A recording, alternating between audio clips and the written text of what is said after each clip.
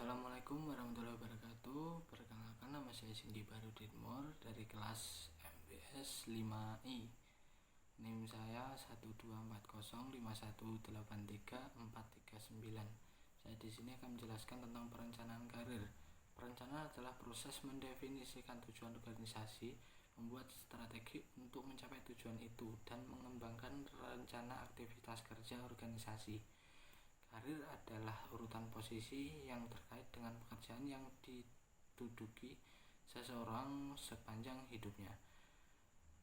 Perencanaan karir adalah suatu perencanaan tentang kemungkinan seseorang anggota organisasi sebagai perorangan untuk dapat meniti proses kenaikan pangkat dan jabatan sesuai dengan persyaratan dan kemampuannya. Keberhasilan karir seseorang dipengaruhi oleh hal-hal berikut ini. Yang pertama, pendidikan formal. Yang kedua, pengalaman kerja. Yang ketiga, sikap atasan. Yang keempat, prestasi kerja. Yang kelima, bobot pekerjaan. Pada dasarnya, perencanaan karir terdiri atas dua elemen utama, yaitu yang pertama, perencanaan karir individual dan perencanaan karir organisasional. Yang pertama itu perencanaan karir individual terfokus pada individu yang meliputi latihan diagnosis dan prosedur untuk membantu individu tersebut menentukan siapa saya dari segi potensi dan kemampuannya. Perencanaan karir individu meliputi yang pertama, penilaian diri untuk menentukan kekuatan, kelemahan, tujuan, aspirasi, kebutuhan ataupun jangka karirnya. Yang kedua, penilaian pasar tenaga kerja untuk menentukan tipe kesempatan yang tersedia baik di dalam maupun di luar organisasi. Yang ketiga, penyusunan tujuan karir berdasarkan evaluasi dini. Yang kedua itu perencanaan karir organisasional. Perencanaan karir organisasional mengintegrasikan kebutuhan sumber daya manusia dan sejumlah aktivitas karir dengan lebih menitik beratkan pada jenjang atau jalur karir. Tujuan program perencanaan karir organisasional adalah satu, mengembangkan sumber daya manusia yang lebih efisien di dalam dan di antara divisi dan atau lokasi geografis. Yang kedua, peningkatan kinerja melalui pengalaman on the job training yang diberikan oleh perpindahan karir vertikal dan horizontal. Yang ketiga, meningkatkan loyalitas dan motivasi karyawan yang dapat menyebabkan berkurangnya perputaran karyawan. Selanjutnya, manfaat perencanaan karir. Manfaat adanya perencanaan karir yang pertama, menurunkan tingkat perputaran karyawan atau turnover, di mana perhatian terhadap karir individual dalam perencanaan karir yang telah ditetapkan akan dapat meningkatkan loyalitas pada perusahaan di mana mereka bekerja, sehingga akan memungkinkan menurunkan tingkat perputaran karyawan. Yang kedua, mendorong pertumbuhan, di mana perencanaan karir yang baik akan dapat mendorong semangat kerja karyawan untuk tumbuh dan berkembang. Dengan demikian, motivasi karyawan dapat terpelihara. Yang ketiga, memenuhi kebutuhan organisasi akan sumber daya manusia di masa yang akan datang. Yang keempat, memberikan informasi kepada organisasi dan individu yang lebih baik mengenai jalur potensial karir di dalam suatu organisasi. Yang kelima, mengembangkan pegawai yang dapat dipromosikan. Perencanaan karir membantu membangun penawaran internal atas talenta yang dapat dipromosikan untuk mempertemukan dengan lowongan yang disebabkan oleh masa pensiun, berhenti bekerja, dan pengembangan. Yang keenam, menyediakan fasilitas bagi penempatan internasional. Organisasi global menggunakan perencanaan karir untuk membantu mengidentifikasikan dan mempersiapkan penempatan di luar negeri. Yang ketujuh, membantu menciptakan keanekaragaman angkatan kerja. Ketika mereka diberikan bantuan perencanaan karir, pekerja dengan latar belakang berbeda dapat belajar tentang harapan-harapan organisasi untuk pertumbuhan sendiri dan pengembangan. Yang kedelapan, membuka jalan bagi karyawan yang potensial. Perencanaan karir memberikan keberanian kepada karyawan untuk melangkah maju kemampuan potensial mereka karena mereka mempunyai tujuan karir yang spesifik. Tidak hanya mempersiapkan pekerja untuk lowongan di masa depan. Sekian yang dapat saya sampaikan. Selanjutnya akan disampaikan oleh teman saya. Assalamualaikum warahmatullahi wabarakatuh. Saya Dila Triana, absen 405, akan menjelaskan tentang faktor-faktor perencanaan karir. Ada beberapa faktor yang mempengaruhi perencanaan karir, di mana seseorang akan mengakui dan mau mempertimbangkan faktor-faktor tersebut. Yang pertama yaitu tahap kehidupan karir. Seseorang akan berubah secara terus-menerus dan kemudian memandang perbedaan karir mereka pada berbagai tingkatan dalam hidupnya. Yang kedua, dasar karir. Setiap orang dapat memiliki aspirasi, latar belakang, dan pengalaman yang berbeda atas satu dengan yang lainnya. Ada 5 perbedaan motif dasar karir yang menjelaskan jalan bagi orang-orang untuk memilih dan mempersiapkan karirnya, di mana mereka menyebutkan sebagai jangka karir, yaitu antara lain kemampuan manajerial. Tujuan karir bagi manajer adalah untuk meningkatkan kualitas dari diri sendiri. Yang kedua, kemampuan fungsional teknis. Digunakan para teknisi yang akan melanjutkan pengembangan dari bakat teknisnya. Orang-orang tersebut tidak mencari kedudukan dalam manajerial. Yang ketiga, keamanan. Digunakan untuk kesadaran keamanan individu. Selanjutnya, kreativitas. Seseorang yang kreatif memiliki sedikit sikap seperti pengusaha. Mereka ingin menciptakan atau membangun sesuatu yang benar-benar milik mereka. Selanjutnya, otonomi dan kebebasan. Dasar karir digunakan untuk orang yang memiliki hasrat kebebasan agar kebebasan dari aturan-aturan organisasi. Mereka menilai otonomi dan ingin menjadi bos dari mereka sendiri dan bekerja pada langkah mereka sendiri. Faktor yang mempengaruhi perencanaan karir seseorang dibagi menjadi 2 bagian, yaitu faktor internal dan eksternal. Internal adalah sebagai berikut: nilai-nilai kehidupan, taraf inteligensi. Yang ketiga, bakat khusus.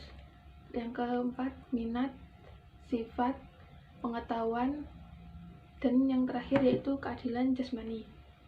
Selanjutnya yang faktor eksternal. Faktor eksternal yang dapat mempengaruhi perencanaan karir individu ialah faktor dari masyarakat. Yang kedua, keadaan sosial ekonomi negara atau daerah. Selanjutnya, taraf sosial ekonomi kehidupan keluarga. Selanjutnya, pendidikan sekolah, pergaulan dengan teman-teman sebaya, tuntutan yang melekat pada masing-masing jabatan dan pada setiap program studi dan berhasil di dalamnya, sehubungan dengan pilihan program studi sebagai persiapan untuk memegang jabatan tertentu. Yang harus diingat bahwa orang muda tidak mesti menyukai semua kegiatan yang harus dilakukan dalam rangka studi tersebut. Ada 3 faktor yang mempengaruhi perencanaan karir, yaitu sosial ekonomi, lingkungan, dan pandangan hidup. Faktor lingkungan di sini meliputi 3 macam. Pertama, lingkungan kehidupan masyarakat. Pada lingkungan tersebut memungkinkan individu untuk cenderung membentuk sikap dan pikiran yang berimbas pada pemilihan studi lanjut maupun karir. Kedua, lingkungan pendidikan. Lingkungan pendidikan merupakan bagian penting karena mengajarkan kedisiplinan dan berpengaruh terhadap perilaku serta pola pikir terhadap karir. Yang ketiga, lingkungan kehidupan teman sebaya. Pergaulan teman sebaya akan memberikan peluang bagi peserta didik maupun untuk menjadi lebih matang. Pandangan hidup terjadi atau terbentuk karena lingkungan. Pandangan hidup tampak pada pandangan seseorang, terutama dalam menyatakan cita-cita hidupnya. Dalam memilih lembaga pendidikan, kondisi keluarga memiliki peranan yang sangat penting. Baik, di sini saya akan menyampaikan materi tentang manajemen karir. Menurut Greenhouse, mendefinisikan manajemen karir sebagai sebuah proses untuk mengembangkan, mengimplementasikan, dan memonitor tujuan dan strategi karir individual. Selain itu, Greenhouse juga menambahkan bahwa manajemen karir secara singkat dapat diuraikan sebagai proses di mana individu dapat 1. Mengumpulkan informasi yang relevan tentang kemajuan dirinya dan dunia kerjanya. 2. Mengembangkan gambaran secara akurat tentang bakat, interest, nilai, dan gaya hidup yang diinginkan sebagaimana juga tentang pekerjaan alternatif jabatan dan organisasi. 3. Mengembangkan tujuan karir yang realistis berdasarkan informasi dan gambaran yang telah diperolehnya. 4. Mengembangkan dan mengimplementasikan strategi yang dirancang untuk mencapai tujuan. 5. Memperoleh umpan balik tentang efektivitas strategi dan tujuan yang relevan. Atau secara sederhananya bisa disimpulkan bahwa manajemen karir adalah proses untuk membuat karyawan dapat memahami dan mengembangkan dengan lebih baik keahlian dan minat karir mereka, dan untuk memanfaatkan keahlian dan minat ini dengan cara yang lebih efektif. Selanjutnya yaitu efektivitas manajemen karir. Efektivitas manajemen karir tergantung sepenuhnya pada sikap manajer untuk mengakui peran penting perencanaan dan pengembangan karir dalam upaya memuaskan kebutuhan individu dan organisasi. Manajer dan Departemen SDM dapat mencapai efektivitas manajemen karir dengan memberi pendidikan yang berkaitan dengan karir. Selanjutnya, model manajemen karir. Model manajemen karir secara normatif dimaksudkan sebagai uraian tentang bagaimana seseorang dapat mengelola karirnya. Dalam hal ini, tidaklah setiap orang harus mengelola karirnya, namun sejumlah kegiatan yang direpresentasikan di dalam model tersebut dapat mengarahkan pada outcome yang dikehendaki untuk setiap individu. Efektivitas aplikasi model manajemen karir tergantung pada kemauan dan kemampuan organisasi untuk berbagi informasi dengan pekerja. Membuatnya sebagai sumber informasi berarti yang ketersediaannya dapat diakses dan mendukung pekerja dalam upaya mengelola karir mereka. Assalamualaikum warahmatullahi wabarakatuh. Di sini saya Chandra Rizal akan sedikit menjelaskan tentang pengembangan karir secara individual. Dalam pengembangan karir secara individual ada 6 kegiatan yang harus dilakukan. Yang pertama, prestasi kerja. Yang kedua, exposure. Yang ketiga, permintaan berhenti. Yang keempat, kesetiaan pada organisasional. Yang kelima, mentor. Dan yang terakhir, kesempatan untuk berkembang. Yang selanjutnya, prestasi kerja. Prestasi kerja, kegiatan yang paling penting untuk memajukan karir adalah prestasi kerja yang baik. Yang selanjutnya, exposure. Tanpa exposure, karyawan yang berprestasi baik mungkin tidak memperoleh kesempatan untuk mencapai sasaran-sasaran karirnya. Para manajer mendapat exposure melalui prestasi, laporan tertulis, presentasi lisan, kerja panitia, pelayanan masyarakat, bahkan lama jam kerja mereka. Yang ketiga, permintaan berhenti. Bila seseorang karyawan melihat kesempatan karir yang lebih besar di tempat lain, permintaan berhenti mungkin merupakan suatu cara untuk mencapai sasaran-sasaran karir. Banyak karyawan yang terutama para manajer profesional berpindah-pindah perusahaan sebagai strategi karir mereka. Bila hal itu dilakukan secara efektif, mereka biasanya mendapatkan promosi, kenaikan gaji, dan pengalaman baru. Yang selanjutnya, kesetiaan pada organisasional. Dan yang selanjutnya, mentor dan sponsor.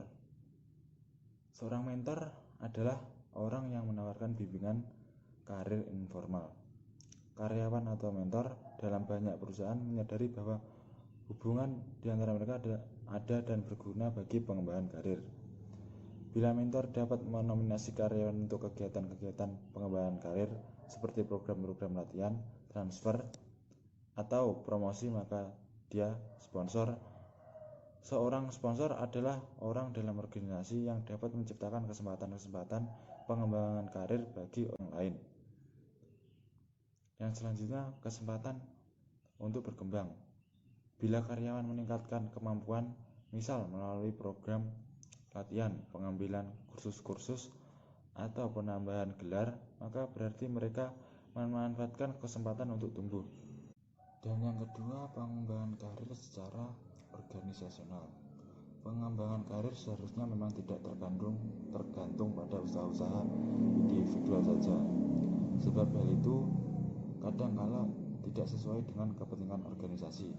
Untuk memungkinkan sinkronnya dengan kepentingan organisasi, maka pihak bagian yang berwenang untuk itu, yakni Departemen Personalia, dapat mengatur perkembangan karir para karyawan atau anggota organisasi. Misalnya dengan mengadakan program-program latihan, kursus-kursus pengembangan karir, dan sebagainya. Dalam hal ini lebih mantap lagi apabila pihak pimpinan organisasi dapat menyetujui dan merestui program-program Departemen Personalia tersebut, sehingga dengan demikian pihak manajemen selalu well informed mengenai upaya-upaya karir personalia dalam organisasinya. Proses penyusunan jalur karir dalam sebuah organisasi disebut perencanaan karir organisasional. Sebagian besar organisasi mengarahkan program perencanaan karir untuk mencapai satu atau lebih tujuan berikut ini. Yang pertama, pengembangan tenaga berbakat yang tersedia secara lebih efektif. Yang kedua, kesempatan penilaian diri bagi karyawan untuk memikirkan jalur-jalur karir tradisional atau karir yang baru. Yang selanjutnya, pengembangan sumber daya manusia yang lebih efisien di dalam dan di antara divisi dan atau lokasi geografis. Sekian dari saya. Wassalamualaikum warahmatullahi wabarakatuh. Baik, selanjutnya saya akan menjelaskan terkait dengan promosi jabatan. Nah, pertama-tama saya akan menjelaskan terlebih dahulu mengenai definisi dari promosi jabatan, di mana menurut Siagian, promosi jabatan itu adalah kondisi di mana seorang karyawan dipindahkan dari satu pekerjaan ke pekerjaan lain yang lebih tinggi, di mana artinya karyawan tersebut akan mendapatkan tanggung jawab, wewenang, dan juga penghasilan yang lebih besar daripada sebelumnya.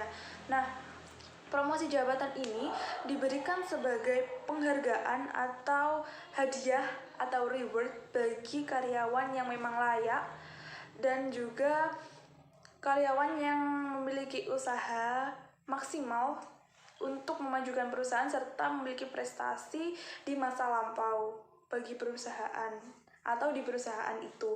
Kemudian tujuan dari adanya promosi jabatan ini sendiri yang pertama adalah untuk meningkatkan motivasi kerja, meningkatkan produktivitas kerja, meningkatkan kinerja, dan meningkatkan moral kerja dari karyawan. Selanjutnya juga dapat menciptakan disiplin kerja serta menciptakan iklim organisasi yang menggairahkan. Selanjutnya, kriteria yang perlu dipertimbangkan oleh pihak perusahaan ketika akan memberikan promosi jabatan kepada karyawannya, diantaranya yang pertama adalah senioritas. Kenapa senioritas? Karena yang pertama, apabila dia sudah senior dalam perusahaan, artinya dia itu sudah memiliki pengalaman yang lebih banyak, sehingga dia juga memiliki pengetahuan yang lebih banyak pula, dan tentunya kemampuannya sudah tidak diragukan lagi. Kemudian yang kedua adalah kualifikasi pendidikan yang sesuai dengan jabatan agar mempermudah karyawan dalam melaksanakan tugasnya di perusahaan. Selanjutnya adalah prestasi kerja dia di perusahaan serta tingkat loyalitasnya dalam perusahaan. Nah, dengan adanya promosi jabatan ini artinya perusahaan itu mempercayai dan juga mengakui bahwa karyawannya itu memiliki kemampuan serta kecakapan untuk bisa naik jabatan atau menduduki jabatan yang lebih tinggi. Artinya dengan adanya promosi jabatan ini dapat memberikan rasa percaya diri bagi karyawan yang mendapatkan promosi tersebut, meningkatkan status sosial, meningkatkan wewenang, meningkatkan penghasilan, dan juga meningkatkan tanggung jawab dari karyawan tersebut. Selanjutnya, apa pengaruhnya promosi jabatan ini di perusahaan? Tentunya ada 3 pengaruhnya. Yang pertama adalah dapat memotivasi karyawan untuk bekerja lebih baik. Yang kedua adalah dapat memotivasi karyawan untuk meningkatkan prestasinya dalam perusahaan. Dan yang ketiga adalah dapat membuat karyawan semakin terpacu untuk meningkatkan kinerjanya demi keberlangsungan perusahaan untuk mencapai tujuan dari perusahaan tersebut. Demikian yang dapat saya sampaikan terkait dengan promosi jabatan, yang mana merupakan akhir dari presentasi kelompok kami. Apabila ada kurang lebihnya kami mohon maaf. Silahkan kalau teman-teman ada yang ingin ditanyakan. Sekian, wallahul muwaffiq ila aqwamit thoriq. Wassalamualaikum warahmatullahi wabarakatuh. Meningkatkan status sosial, meningkatkan wewenang, meningkatkan penghasilan, dan juga meningkatkan tanggung jawab dari karyawan tersebut. Selanjutnya, apa pengaruhnya promosi jabatan ini di perusahaan? Tentunya ada 3 pengaruhnya. Yang pertama adalah dapat memotivasi karyawan untuk bekerja lebih baik. Yang kedua adalah dapat memotivasi karyawan untuk meningkatkan prestasinya dalam perusahaan. Dan yang ketiga adalah dapat membuat karyawan semakin terpacu untuk meningkatkan kinerjanya demi keberlangsungan perusahaan untuk mencapai tujuan dari perusahaan tersebut. Demikian yang dapat saya sampaikan terkait dengan promosi jabatan, yang mana merupakan akhir dari presentasi kelompok kami. Apabila ada kurang lebihnya kami mohon maaf. Silahkan kalau teman-teman ada yang ingin ditanyakan. Sekian, wallahul muwaffiq ila aqwamit thoriq. Wassalamualaikum warahmatullahi wabarakatuh.